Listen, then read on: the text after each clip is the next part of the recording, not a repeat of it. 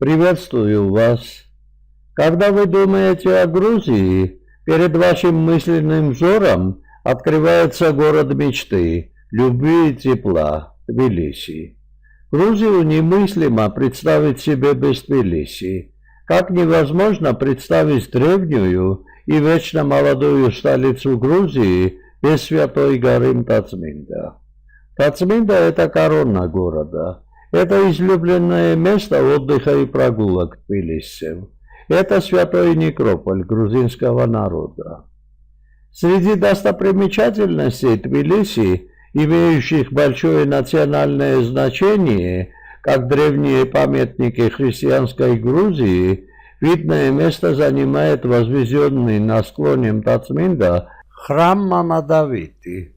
В VI веке, в 547 году, во время царствования Парсвана IV, для обращения в христианство огнепоклонников в Грузию из Сирии прибыли 13 святых отцов, в том числе и Давид. Прибывшие из Сирии святые отцы направились в различные области Восточной Грузии. Давид остановился в Тбилиси. Местом пребывания он выбрал безлюдную гору, где построил келью. Святой Отец раз в неделю по четвергам спускался в город и разъяснял людям суть христианской веры.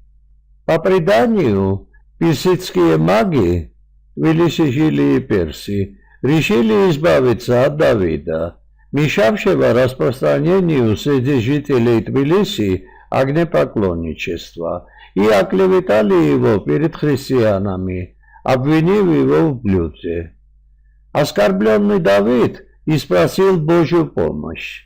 Произошло чудо. Давид узнал от младенца, который находился еще в чреве матери, имя его настоящего отца. После установления истины, женщина, оклеветавшая святого Давида, на месте сборища родила камень. Случившееся произошло на месте нынешней церкви Кашвети, проспект Руставели. Удивленный чудом царь построил на месте суда церковь и назвал ее Квашвети, от Квашуа, камень родила.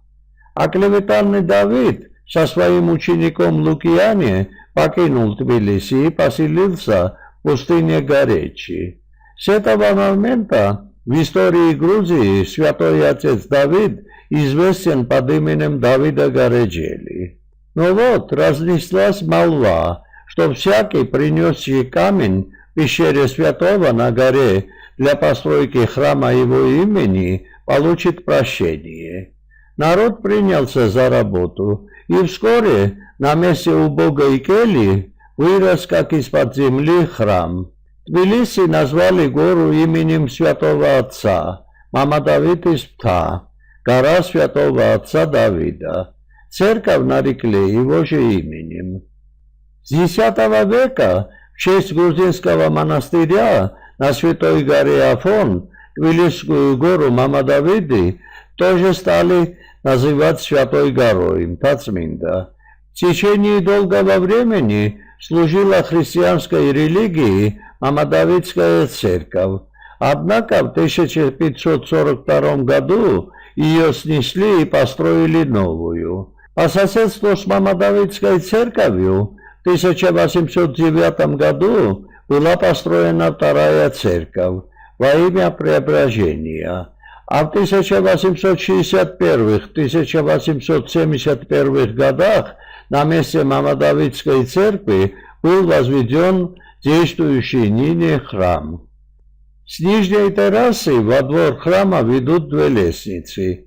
Здесь размещается гроб с останками известного русского драматурга Александра Грибоедова и его супруги Нино Чавчавадзе. Ныне там находится пантеон Мтацминда.